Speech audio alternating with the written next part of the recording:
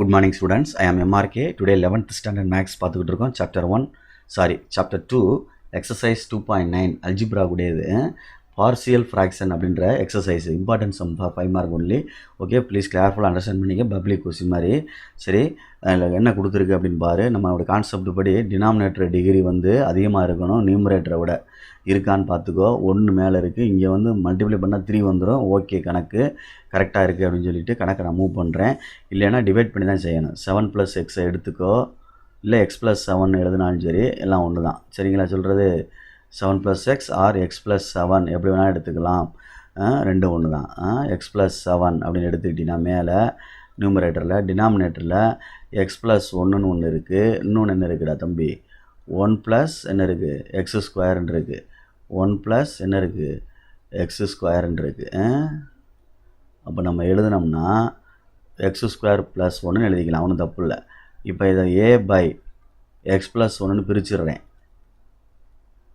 அதை பிரிக்க முடியாது இந்த ரெண்டாவது ஃபேக்டரை.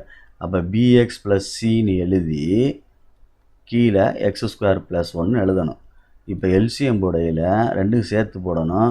தெரிலனா லெஃப்ட் சைடில் உள்ள இதை பார்த்து போட்டுக்கன்னு சொன்னேன்.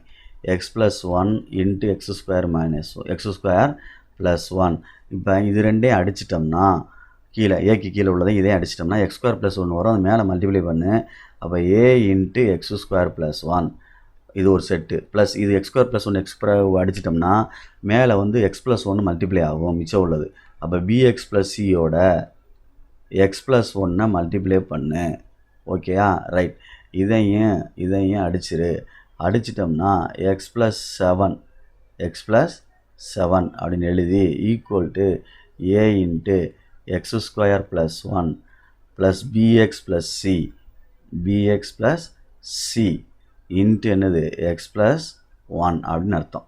ஓகேயா? இதுதான் இதனுடைய அந்த ஸ்டேஜ். இதுக்கப்புறம் ஃபேக்டருக்கு என்ன போடணும்னு பார்க்கணும். இந்த இடத்துல ஃபேக்டருக்கு -1 போட்டால் புட்டு x = -1 போட்டோம்னா 6 வந்துடும், a வந்துடும், -1² ஆயிரும், 2 வந்துடும், 2aன்னு வந்துடும். சரிங்களா? இது ஆட்டோமேட்டிக்காக என்னடா தம்பி ஆகும்? இது எல்லாமே ஒரே மல்டிப்ளைன்றனால என்ன ஆயிரும்? 0 ஆயிரும். அப்போ ஏக்கு தான் ஆன்சர் கிடைக்கும். 6/2ன்னு கிடைக்கும், ஈக்குவல் டு ஏன்னு கிடைக்கும். அடித்தா a = என்ன வந்துடும்? 3 × 2 = 6ன்னு வந்துடும், 3 வந்துடும் அடித்தா. ரைட், ஒரு ஆன்சரு. நெக்ஸ்ட்டு புட் x = 0ன்னு கொடுப்போம். x = 0 கொடுத்தா இங்கே 0 + 7 என்னது? 7 = a × 1 ப்ளஸ் b × 0 0 ஆயிரும். அப்போ c வரும், இங்கே 1 வந்துடும் 0 + 1னா. அப்போ ஏக்கு ஆன்சர் என்ன கண்டுபிடிச்சிருக்கோம்? 3. 1 × 3 3 தான். சரியா? ப்ளஸ் c இது இங்கிட்டு கொண்டு போனால் 7 - 3 = c. அப்போ 4 = என்ன வந்துடும்? c வந்துடும். Second answer ready. Third one B கண்டுபிடிக்கணும். பி கண்டுபிடிக்கணும் என்ன கொடுக்க? ஏதாவது ஒரு ஆன்சர் கொடு. புட் x = 1ன்னு கொடு.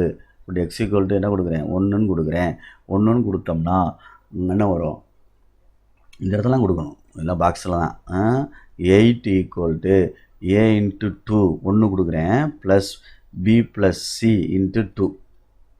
Okay, good. இப்போ 8 × ஏக்கு பதிலாக 3 2 ப்ளஸ் b + c, b இருக்கட்டும், ப்ளஸ் 4 × என்னது? 2. இப்போ 8 = 3 × 2 என்னது? 6 ப்ளஸ் இந்த 2 உள்ளே மல்டிப்ளை பண்ணணும், 2b ப்ளஸ் 4 × 2 8. 6ஐயும் 8ஐயும் கூட்டினா 14 ப்ளஸ் 2b = என்னது? 8. இந்த சைடு கொண்டு வந்தால் 8 - 14 = 2b. சப்ராக்ட் பண்ணால் -6 = 2b. -6 = என்னது? 2b அப்படின்னு அர்த்தம். சரிங்களா சொல்கிறது? 2b. அதிலிருந்து b வேணும் அப்படின்றனால 2 கீழே இறக்கி விட்டுரு. என்ன வந்துடும்? 2b -6/2 = b.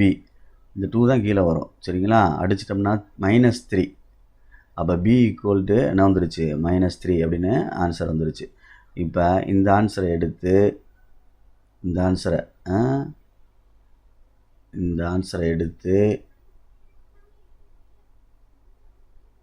ஆன்சரை எடுத்து சப்ஸ்டியூட் பண்ணணும் இந்த ஃபஸ்ட்டு ஒன்றில்.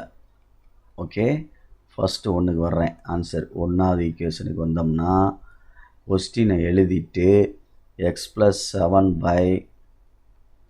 7/x + 1 into X square plus 1 அப்படின்னு எழுதிட்டு ஈக்குவல் டு ஃபேக்டரை பார்த்துக்கோ.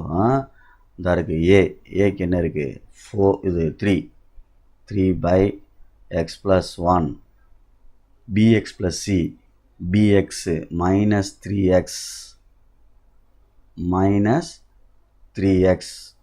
ப்ளஸ் 4 பை சரியா எக்ஸ் ஸ்கொயர் ப்ளஸ் 1 அப்படின்னு அர்த்தம். ஓகே, இது இன்னும் சரி பண்ணணும் அப்படின்னா 3 பை எக்ஸ் ப்ளஸ் 1 ஒரு ஃபேக்டர் மைனஸை வெளியில் எடுத்தோம்னா இதிலேருந்து மைனஸ் வெளியில் எடுத்தோம்னா நடுவில் மைனஸ் வந்துடும். உள்ளே வந்து 3x மைனஸ் 4ன்னு மாறும் ப்ராக்கெட்டில். கீழே எக்ஸ் ஸ்கொயர் ப்ளஸ் 1 அப்படின்னு மாறும். Okay, good, thank you.